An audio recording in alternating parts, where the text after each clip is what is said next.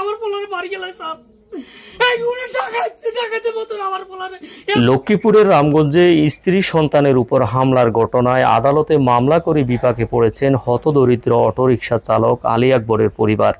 মামলার জেরে অভিযুক্তরা নানাভাবে বাদীকে বিভিন্নভাবে হুমকি দুমকি দিয়ে এবং বসতঘরের চারদিকে ঘিরে হাঁটার পথ বন্ধ করে দিয়েছে। সৃষ্ট ঘটনায় স্থানীয় মেম্বার সিরাজুল ইসলাম ও চেয়ারম্যান আমির হোসেনকে বারবার বিষয়টি জানালেও তারা কোনো কর্ণপাত করেননি।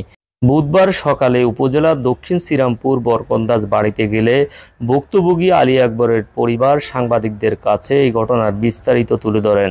এই বাড়ির মধ্যে 7% জায়গা আছে। 7%-এর মধ্যে আমরা 3%-এর মধ্যে বসবাস করি।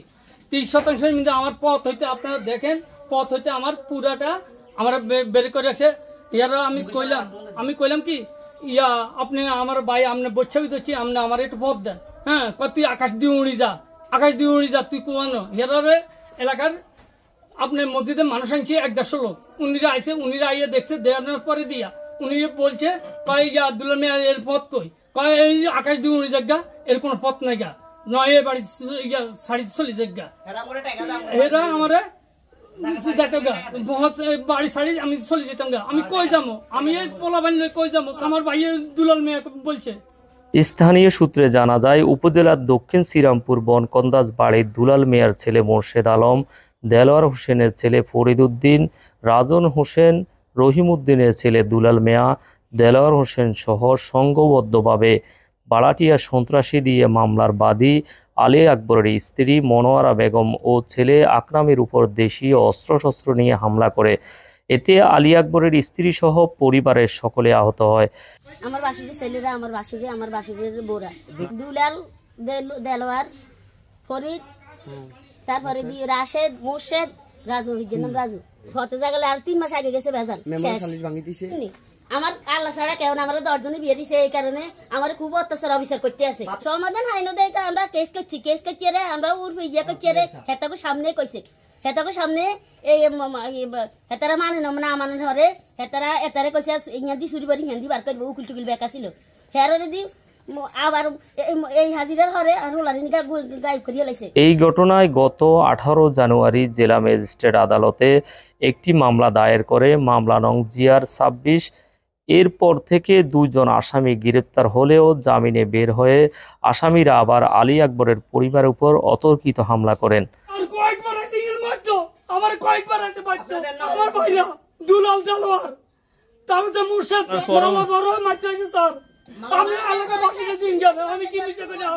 ভুক্তভোগী আলী আকবর জানান, আমার ছেলে আকরামকে শ্রীরামপুর কারিবাজার থেকে সন্ধ্যায় মোর্শেদ ও তার বাবা দেলোয়ার হোসেন সহ বাড়াটিয়া লোকজন দিয়ে তুলে নিয়ে যায় পার্শ্ববর্তী আলামিন বাজারে। সেখানে এলোপাতাড়ি মারধর করে তাকে আহত করে। পরে চিৎকার করলে আশপাশের লোকজন এসে আকরামকে উদ্ধার করে। পরে স্থানীয় মেম্বার সিরাজ ও আওয়ামী লীগ নেতা রিপন ভূঁইয়া এসে তাকে নিয়ে যায়। আমি কারিবাজারে আমার এক লোকে ভাড়া করে আনছে, হেরাই ভাড়া দিছে, আমি তো বুঝতে পারি না। আমি ভাড়া লই আইছি, খাদ্য 3 কেন হয়েছে আমার গাড়ি লোড। আমার 3 স্বাস্থ্য ভাইয়ে মোর্শেদ, ফরিদ আর রয়েছে বাড়ির আরেকজন সজীব মিলি। আমি কোনো ইন্টা আইসি পরে আমার এই জায়গাটা হেরা 3 জন ফার্স্টে নামাইছে, নামানোর পরে এই জায়গাটা আরো 7 জন লোক আইছে। মোট আমার এই দেওয়ালে লোকেরাই আধা ঘন্টার মতো অনেকভাবে মারছে। মারিটারি সন্ধ্যার সময় ছিল তো কেউ ছিল না, মারিটারি এই সেটটি উড়ে লই ছিল, সামনে গেছে পরে